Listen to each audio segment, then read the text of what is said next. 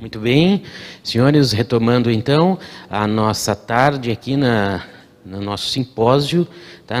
Retomando os trabalhos do nosso simpósio, vamos dar continuidade com a apresentação, né? Mais uma apresentação de outra profissional também, a doutora Rita de Cássia Santana do Amaral, que é gastroenterologista, uma médica gastroenterologista de referência aqui da nossa equipe. Tá? Ela participa também ativamente na linha de frente de combate ao Covid-19, ela é plantonista também da UTI e vai fazer uma apresentação a respeito também de outros distúrbios que são muito importantes e prevalentes nesses pacientes, os distúrbios digestivos no paciente com Covid-19. Então, chamo a doutora Rita, por favor. Boa tarde a todos. Primeiramente, eu gostaria de agradecer o convite para comparecer hoje no simpósio, pelo Dr. Fábio, pelo Dr. Luiz Cláudio. E hoje o motivo de eu estar aqui é para falar a respeito das manifestações gastrointestinais e também acabei incluindo, extrapolando um pouquinho, incluir as hepáticas nos pacientes que nós temos aqui com o diagnóstico de Covid-19.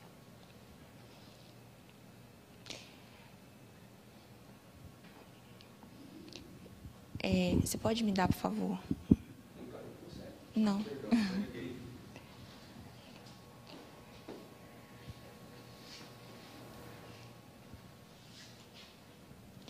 Então, a gente sabe que a infecção, né, pelo vírus do Covid, o SARS-CoV-2, é uma ameaça global que vem sendo motivo de problema, né, de questionamentos aí que a gente engloba de saúde pública desde dezembro de 2019, quando a gente teve o primeiro relato da doença, né. O pulmão, ele vem como sendo a estrela da infecção, né, é considerado o órgão de acometimento, assim, primário, né, mas ao longo desse 1 ano e meio quase de pandemia, a gente tem um entendimento da doença de uma maneira diferente que a gente havia, né, compreendendo ela no início do ano passado. E hoje a gente entende a Covid-19 como sendo uma doença que se divide em duas fases, basicamente. Uma fase inicial e uma fase tardia, que talvez seja a que a gente tenha que ter maior cuidado com o nosso paciente, que ela vem aí com destaque nessa fase tardia pela tempestade de citocinas. E nisso, ao longo desse período, a gente também tem um conhecimento melhor, né, sobre os demais sintomas que extrapolam a abordagem pulmonar, que aí a gente inclui os gastrointestinais e os hepáticos. Então, aqui para ilustrar, o acometimento da Covid-19, ele é sistêmico, claro, o pulmão sendo um protagonista, e nele, né, os eventos que a gente inclui, que seria da hipoxemia, da resposta inflamatória sistêmica, do quadro séptico, e aí numa fase mais avançada da doença, para uma resposta, uma síndrome, né, respiratória aguda grave. Tem comprometimento, como já foi abordado ontem também, do ponto de vista do sistema nervoso central, encefálico, cardiológico, renal. E aí eu venho tentar contribuir um pouco com a parte gastrointestinal e hepática. Da parte gastrointestinal, a gente vai destacar um pouquinho mais a respeito da questão da flora intestinal propriamente dita, né, no entendimento dela aí na doença, e da injúria hepática. O objetivo, então, hoje aqui é falar sobre a incidência das manifestações do trato gastrointestinal, o mecanismo de envolvimento e, por fim, o fígado e as drogas utilizadas na Covid-19 que pode vir a comprometê-lo ainda mais, além da própria doença, como a gente vai entender um pouquinho. Então, ilustrando, nós temos a Covid na sua forma assintomática, que é uma porcentagem bem significativa dos casos, né? A forma das manifestações pulmonares e aquelas, né, que vem aqui, me cabe, das extrapulmonares. Sendo que as extrapulmonares, a gente tem o destaque hoje para as gastrointestinais, que podem vir a estar presentes em até 66% dos casos. Inicialmente eu deixei para a gente revisar os sintomas pulmonares principais, de acordo com os artigos, né, de revisão que a gente encontra com maior frequência, mas já foi falado e abordado aqui diversas vezes, que seria a tosse, a dispneia, a expectoração, aquela secreção mais produtiva e, por fim, a dor torácica, que também vem a ilustrar, e esse destaque ele se faz em revisões sistemáticas em artigos, principalmente com a população chinesa, que a gente consegue um N maior, né, nos estudos, principalmente de 2020, acaba sendo nessa população. E quanto às gastrointestinais, né? Eu deixei 2 braços aqui para a gente abordar, as manifestações digestivas, propriamente dita, e aí vem listado como sendo as de destaque a diarreia, náusea, vômito, o desconforto abdominal esse que muitas vezes vem de uma maneira difusa e que a gente não consegue caracterizar muito bem e delimitar uma associação, né, de localização, de quadrante abdominal com alguma outra etiologia, é geralmente um desconforto difuso e com dificuldade, né, de caracterização. A anorexia, a anosmia, a digeusia, que vem em destaque na doença desde o início dos relatos, e agora, mais recentemente, também a diarreia acompanhada de um sangramento. E no outro braço eu deixei as manifestações hepáticas, ilustrando a elevação da TGO e da TGP, de bilirrubina, o alargamento do tempo de RNI, né, e o aumento da desidrogenase lática. E qual que é o problema, né, que a gente tem quando a gente fala das manifestações gastrointestinais? Até agora a gente listou, naquele braço ao lado esquerdo, sintomas que podem ser confundidos com outras doenças e sintomas que às vezes são caracterizados como sendo sintomas gerais em algumas literaturas, sintomas inespecíficos e que por vezes pode vir a ter uma dificuldade de associação desses sintomas com a COVID, uma vez que às vezes eles vêm como as manifestações iniciais da doença. E isso pode, né, por serem sintomas inespecíficos, contribuir para um atraso no diagnóstico, né, da COVID-19 e, consequentemente, colocar esse paciente num hiato de tempo mais prolongado para procurar o atendimento médico e já chegando, às vezes, numa situação mais delicada, numa evolução mais importante, mais grave da doença.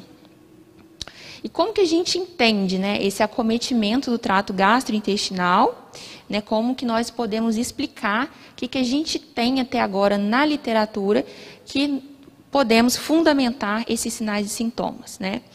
Não diferente do que foi falado até agora, parte da explicação vem até o presente momento pela importância do receptor, né, do ACE2. Aqui tem ilustrado o vírus, né, da COVID, que é um vírus de RNA, ele tem essas espículas proteicas, né, na parte externa dele, e ele lança a mão disso, né, e de diversos mecanismos também presentes na superfície da célula hospedeira, para poder adentrar essas células e, de fato, efetivar o que ele quer, né, fazer o que ele se propõe, que seria infectar os diferentes tecidos. Então, aqui o destaque vai para essas duas, principalmente o receptor da ACE2 e essa outra proteína à direita, que não deixa também de ter sua importância. A associação das duas é a que faz com que, muitas vezes, um indivíduo tenha maior predisposição a um determinado acometimento, a uma forma grave, ou uma determinada lesão de um tecido ou outro. Eu coloquei esse artigo aqui, eu achei ele bem interessante, acaba que ficou pequeno ali na parte inferior, mas ele faz uma distribuição dos receptores, né, da ACE2 nos tecidos, né, e a prevalência é alto, baixa ou é não detectável a presença desse receptor no tecido ali especificado abaixo. E vem o intestino delgado, o cólon, e por fim ele separa também a questão do duodeno como sendo como sendo tecidos, né, 3 dos principais tecidos e consequentemente sistemas que se formam com alta densidade, não sei assim por dizer, né, de receptores ACE2. Logo, o SARS-CoV-2 tem esse potencial de infectar os enterócitos e, com isso, causando a disfunção, principalmente das funções ileais e colônicas. e parte disso justifica os sintomas, principalmente, né, de diarreia, que se apresentam. Uma segunda argumentação para justificar os sintomas do trato gastrointestinal passa pelo que o doutor Iso já abordou anteriormente, que é a microbiota intestinal. Microbiota intestinal, hoje na gastroenterologia, é um dos principais temas estudados, né? Que é o que a gente até um tempo atrás tratava como sendo flora intestinal. É um nome mais diferenciado que hoje a literatura leva, né, nos artigos para se tratar de flora intestinal. Ela está diretamente relacionada com o sistema imune, e o sistema imune, por si, também tem essa capacidade de modular a composição e a função dela. Ou seja, tem essa inter-relação da microbiota atuando sobre o sistema imune, e o sistema imune, em contrapartida, também modulando a microbiota e a composição da flora intestinal.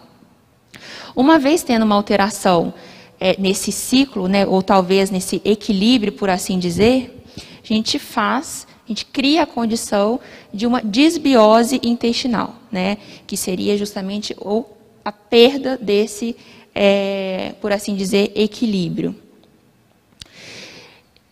Com base em diferentes artigos, mas eu destaquei aqui um dos principais, nós podemos considerar a disbiose, a alteração desse equilíbrio da microbiota, como causa de doença aqui diversas, e aqui eu listei alguns pontos específicos que a gente consegue correlacionar com o que a gente também tem de entendimento hoje da COVID.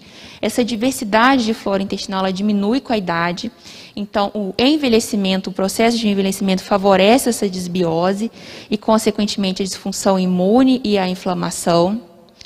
A disbiose, uma vez sendo estabelecida, ela tem um papel relevante quando se associa com quadros metabólicos, né? Entra aí o que já foi abordado da obesidade, da resistência insulínica ou do próprio UDM já diagnosticado. Isso leva a uma diminuição da integridade do epitélio do trato gastrointestinal, principalmente intestinal, tá? Favorecendo a translocação bacteriana e perpetuando esse mecanismo de inflamação sistêmica. E, por fim, nos artigos que a gente vê, principalmente no final de 2020, agora início de 2021, nós temos o entendimento que a composição da flora intestinal, ou seja, essa disbiose vem acontecendo em grande quantidade dos pacientes infectados com Covid-19. E com isso, tendo-se uma comprovação agora mais recente por meio de artigos científicos, que é uma redução principalmente da população das bactérias benéficas. E aí a gente destaca os lactobacilos e as bifidobactérias como as principais. E, por fim, um terceiro argumento para justificar essa alteração, né, toda gerada no trato gastrointestinal, eu ilustrei o eixo pulmão-intestino. É um terceiro argumento que é meio que interligado com a explicação da disbiose intestinal. Então, aqui entende-se que o SARS-CoV-2 causa dano pulmonar e a pneumonia propriamente dita viral, gerando essa resposta hiperimune desequilibrada. A resposta imune, como consequência, muda a microbiota, gera disbiose, um aumento da permeabilidade intestinal e, por fim, favorece infecções bacterianas secundárias, sobretudo pelo aquele mecanismo que eu expliquei anteriormente de translocação bacteriana, né? E, com isso, os altos níveis de citocinas pró-inflamatórias circulantes, cada vez mais sendo associados com a questão da perda, né, da integridade intestinal. E um termo que a gente usa bastante na gastroenterologia, em diferentes doenças aí, é a questão do leaky gut. O que seria isso? Diferentes agentes agressores. A gente pode ter os antibióticos, alérgenos alimentares, patógenos, estresses diversos e toxinas. Aqui a gente destaca os patógenos, no caso, o SARS-CoV-2, né, o agente da Covid-19, como sendo agentes responsáveis por levar com que as células intestinais percam essa integridade, ou seja, as células são aderidas, têm esse formato regular, essa adesão entre elas, né, e, consequentemente, mantém essa conformidade dos tecidos a uma perda por por ação desses agentes dessa integridade, seja transcelular ou paracelular. Consequentemente, isso leva ao longo do tempo a um processo inflamatório, a uma sensibilidade maior a alguns alimentos, principalmente na evolução, aí, no acompanhamento desses pacientes, né? Eles têm uma tendência a ficar mais intolerantes e, por vezes, até ter um contexto de uma má absorção aí nutricional num segundo tempo, fruto desse mecanismo. Ele não é exclusivo da Covid-19, mas todos esses agentes agressores, uma vez estando presente, pode levar ao leaky gut essa perda dessa integridade e, consequentemente, a perpetuação de todo esse processo que se faz de forma sistêmica. E aqui eu começo a entrar na parte hepática propriamente dita, né? Eu ilustrei os 2 artigos principais que eu utilizei aqui para falar da parte hepática, só que cada vez mais vem tendo na literatura revisões sistemáticas falando a respeito, né, do acometimento, o papel do fígado aí nesse contexto todo, seja de forma aguda e possivelmente de maneira crônica. No acompanhamento desses pacientes a gente vem vendo que a alteração de função hepática ela persiste por bastante tempo. E o interessante é o seguinte, que os pacientes eles não têm sinais e sintomas específicos de acometimento hepático, ou seja, diferente daquele braço das manifestações do trato gastrointestinal, que a gente tem a náusea, diarreia, anorexia, digeusia, ilustrando, aqui a gente não tem um sintoma para falar que ele é específico de uma lesão hepática, né? Esse envolvimento do fígado, nós temos conseguimos dimensionar que ele existe, né, através das alterações laboratoriais. Então, talvez aqui a gente tenha que ter uma busca ativa maior para poder diagnosticar esses pacientes, né? Então, as alterações laboratoriais, em contrapartida, que reflete o dano hepatocelular e não os sinais e sintomas. Existem 4 explicações, né, para a questão da lesão hepática. A gente tem a resposta inflamatória, com a liberação das citocinas e, nesse contexto, o papel das interleucinas, das células de Kupffer, levando à injúria hepática. Nós temos também o braço que se justifica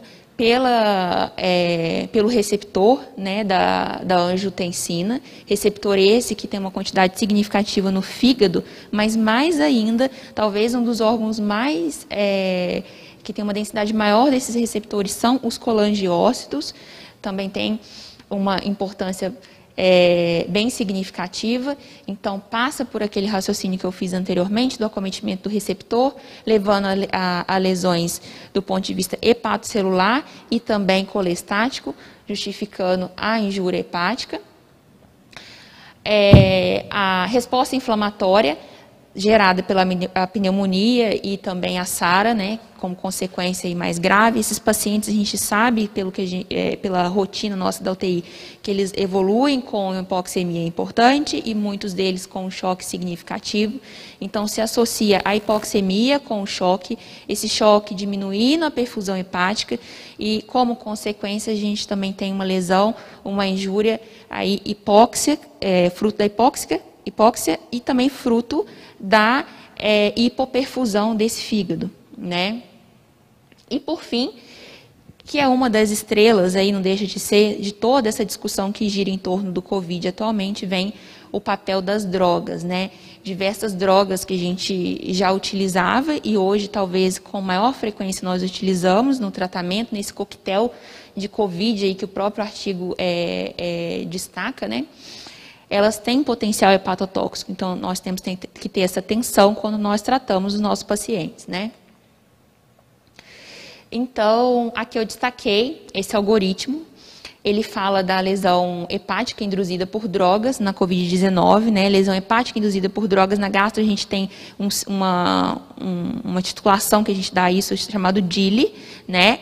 DILI é sempre uma lesão hepática induzida por droga, é a sigla que utilizamos na Covid-19 e todas as lesões hepáticas que são assim mediadas, elas podem ter 3 tipos de comportamento. Um comportamento que que seria através de alterações de enzimas, principalmente de fundo hepatocelular, e aí vem ilustrada pela alteração da TGO e da TGP. Alterações do ponto de vista colestático, ou seja, tem drogas que não fazem lesão tóxica hepática, que não fazem alterações de TGO e TGP, mas fazem um padrão colestático. E aí a alteração ela se ilustra pela elevação da fosfatase e da gama-GT. E também tem um terceiro braço ali, que são outros tipos de DILI, né, de lesão induzida por droga, mas que não segue um perfil definido de elevação de TGO e TGP ou de enzima colestática.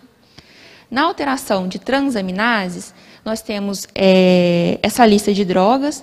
Acho que com destaque o que a gente tem no contexto do COVID é a questão da ivermectina, da azitromicina, tem heparina, paracetamol, a hidroxicloroquina, que vem aí como sendo uma das principais medicações que vem sendo utilizadas de forma adequada ou não no tratamento da COVID. Do ponto de vista colestático, ou seja, aqueles pacientes que têm alteração de fosfatase e gama, né, uma vez pensado na DILI como sendo uma hipótese, quais drogas nós devemos preocupar? Com a azitromicina tem uma sobreposição, né, das transaminases com o padrão colestático, mas também a dexametasona, as quinolonas, que entram aí na lista além do clavulin, menos usado, né, em alguns casos. E por fim, no terceiro braço, um padrão misto ali que destaca-se a dexametasona e algumas outras drogas que talvez a gente não utilize para a COVID, mas pegue o paciente utilizando previamente num tratamento, às vezes, de hepatite B, de hepatite C, e que num contexto agudo de uma injúria grave, de uma resposta inflamatória sistêmica, venha a desencadear essa sobreposição. Entre as alterações laboratoriais que a gente encontra, né, do ponto de vista de acometimento hepático, esse artigo lista as principais, mas o destaque, sem dúvida, são para as transaminases, a TGP, lembrando do P que é próprio do fígado, né, a enzima mais específica do fígado, e a TGO também ilustrando, TGP estando aumentada ali 18% a 20% e a TGO até 78% dos casos. Posteriormente, vem outras ilustradas, que é a bilirrubina e a albumina, embaixo também o RNI, que reflete para nós a função do fígado propriamente dito, são os marcadores de função hepática, como nós sabemos, a CPK, LDH, fosfatase e gama também no segundo momento, mas não tão frequente quanto as alterações de transaminase. E até o presente momento, a gente sabe que o grau de elevação dessas enzimas, sobretudo a TGO e a TGP, está diretamente relacionado com a gravidade e o prognóstico do paciente, sobretudo quando ela é 10 vezes acima do limite superior da normalidade.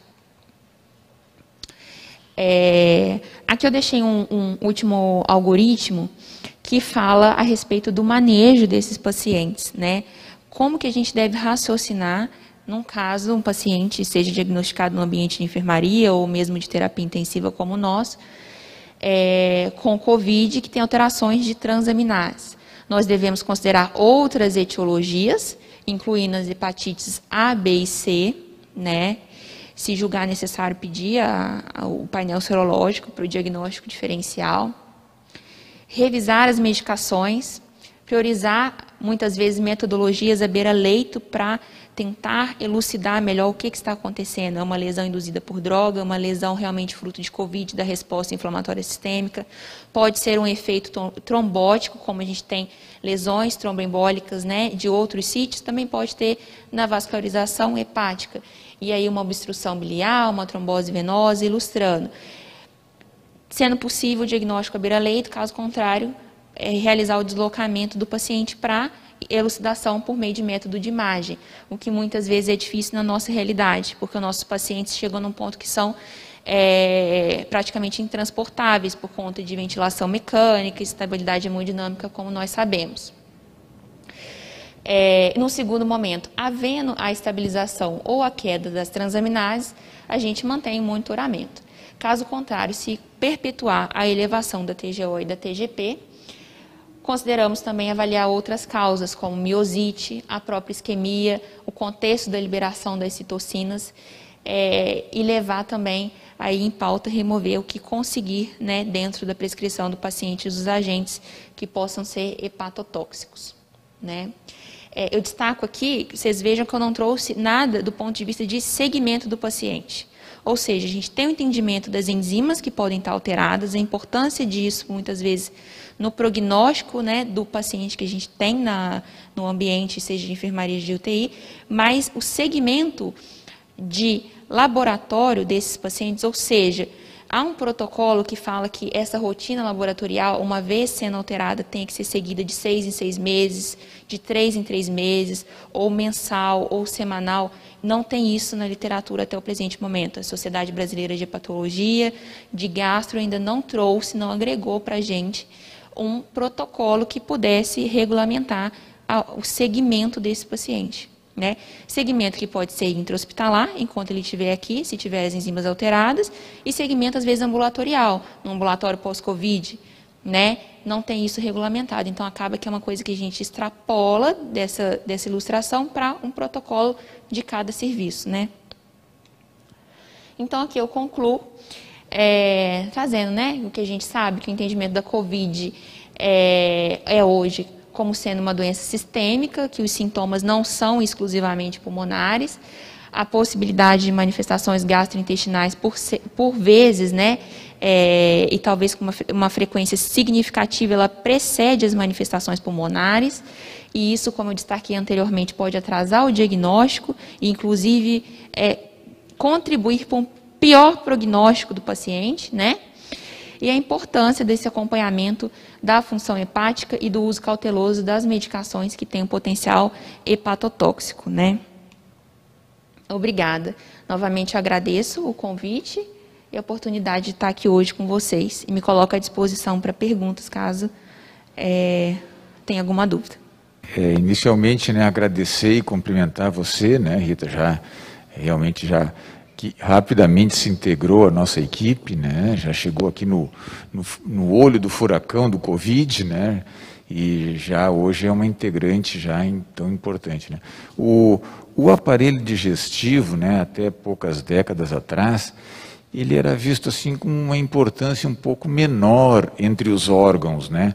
Se a gente fosse fazer uma analogia com o futebol, ele seria integrante da Série B, né. Mas, assim, à medida que o tempo vai passando, ele subiu. Hoje, o aparelho digestivo, ele tem uma importância lado a lado com o respiratório, com a parte cardiovascular, né? Não só na explicação da fisiopatologia, das doenças, como até nas medidas terapêuticas, né? Hoje a gente se volta, assim, de uma forma, começando pela própria dieta, né? Hoje em dia é tão fundamental. O fígado, junto com o rim, são os estraga-prazer dos terapeutas, né? Porque a gente quer entrar com as medidas terapêuticas, né? Mas essa é hepatotóxica, essa é nefrotóxica. Se a gente fosse seguir a risca, né? Eu estava vendo a listinha ali dos medicamentos hepatotóxicos, quase tudo que a gente usa, não é dos antibióticos, até a própria dexametasona, né? São lesivos ao fígado, né? Mas isso nos chama atenção no sentido da gente policiar, né? A gente se policiar e lembrar de estar, assim, na hora de analisar, a creatinina a gente pede quase que diariamente, ou toda vez que pede exame. Já a avaliação hepática, às vezes, fica para um segundo plano, a gente está talvez até falhando, né? Temos que nos corrigir. Eu sei que fugiu um pouquinho da aula, a pergunta que eu vou fazer foge um pouquinho da aula, né? Mas se você teria alguma recomendação quanto à alimentação dos pacientes, né? Na Covid, assim, se a gente teria alguma coisa especial, ou a gente segue os mesmos preceitos dos outros pacientes graves. Da parte da gastroenterologia, até agora, o que foi estudado, que eu também tive a oportunidade de ler, não tem nenhuma conduta específica quanto à alimentação, né? E o manejo do aparelho digestivo e a relação dessa questão nutricional. A orientação, até o presente momento, pelo que eu tenho de entendimento, vai junto com a abordagem do paciente grave de terapia intensiva, né?